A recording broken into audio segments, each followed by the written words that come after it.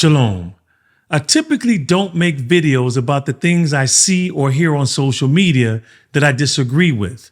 But when I saw the viral clip of former NBA star Paul Pierce stating that marriage is for old people and poor people, I had to say something.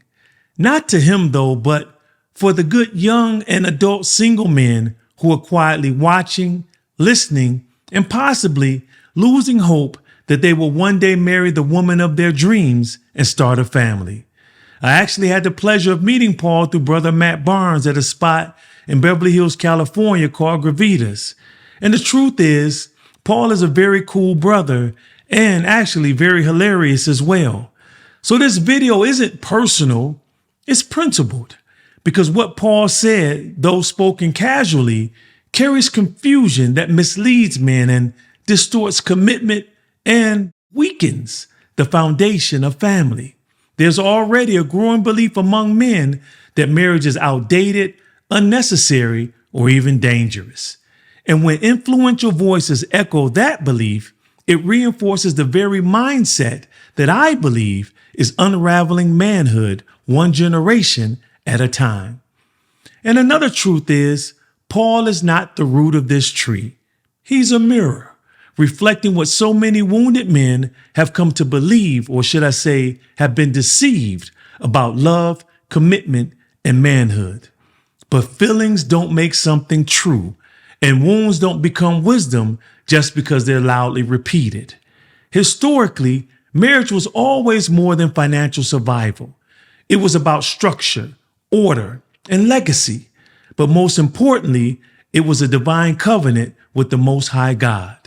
Across cultures, whether in Ethiopia, Israel, Nubia, or Europe, marriage was how families preserved their name, their wealth, and their values. Yes, there were couples in hardship who came together to pool resources, but it wasn't about survival. Financial alignment in marriage isn't a weakness, it's wisdom. It's proof that marriage can multiply power. If marriage was only for poor people, why would billionaire Jeff Bezos get remarried after divorcing his first wife? And at the time, I believe he was like the richest man in the world. Clearly, marriage isn't a poverty move, it's a purpose move. In my book, The Man the Moment Demands, I shared that studies consistently show that married couples enjoy higher household incomes and have a greater ability to build wealth together. In a 32-year study from the American Enterprise Institute, it showed that married families saw an increase or saw income grow by 30%, while unmarried families rose only 14%. When two become one, when a husband and wife become one, and they have a shared vision, discipline, and sacrifice, they build more than income. They build infrastructure. They build legacy. They build generational wealth. They manage debt better together. They make wiser financial choices. They avoid impulsive spending. Through years of mentoring younger single men, I've seen this play out repeatedly. When a man chooses the right life partner and marries her and stays committed to building wealth with her, everything changes. But when that man stays alone, he tends to make more bad financial decisions because they typically only set him back. But when a man has a wife and children depending on him, his decisions carry more weight and he considers everything instead of acting impulsively. In other words, he thinks before he spends. He considers the impact, not just his good intent. And that's how generational wealth begins. Paul Pierce also said something that was interesting. He said to him that every relationship is only about sex. When I was younger, my prefrontal cortex was my penis. So that was my mindset too. Not because it was true, but because it was, unfortunately, all that I knew. It was entry-level manhood. I didn't know how to connect with a woman beyond my body. And clearly that's also not manhood or comprehensive manhood. That's actually emotional infancy. And that's what happens when no one teaches a man or a boy and a man how to lead with his heart and not just his hormones. Ironically, another Paul taught against this very mindset in 1 Corinthians chapter 13, verse 11. When I was a child, I spoke like a child. I thought like a child. I even acted like a child. But when I became a man, I put away my childish ways. Again, it's not just Paul Pierce. It's millions of men suffering silently, sons who never saw emotional stability and, more importantly, sexual self-control modeled by a comprehensive man of the Most High, a man who showed them how to feel without falling apart. So these sons grew up thinking love is performance-based, that a woman's worth is only what's between her legs, and that peace is found in detachment and not intimacy.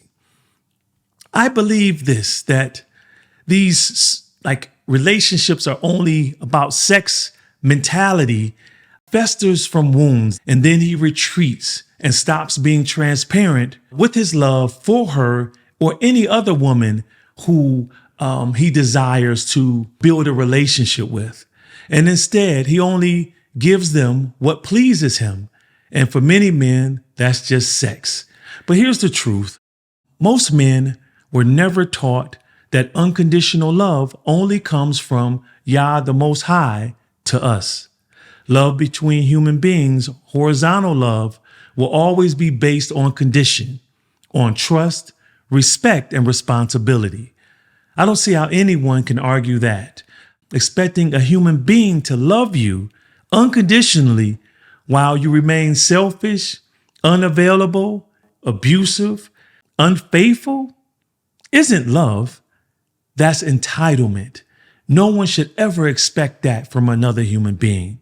I want to close with a poignant moment I share in my book, The Man the Moment Demands.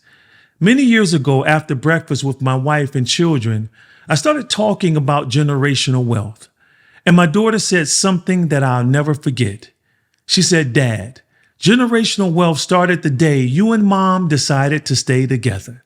You can't build anything without a foundation." What she said echoed something far deeper than just family wisdom. It aligned with divine order. The Most High makes it very clear in Genesis chapter 2, verse 24, that a man shall leave his father and his mother and hold fast to his wife, not wives, my brother, singular wife, and they shall become one flesh. Therefore, in closing, my brothers, marriage isn't for the poor. It's for a man and a woman who become one and walk in the Most High's purpose for their lives under a covenant with him.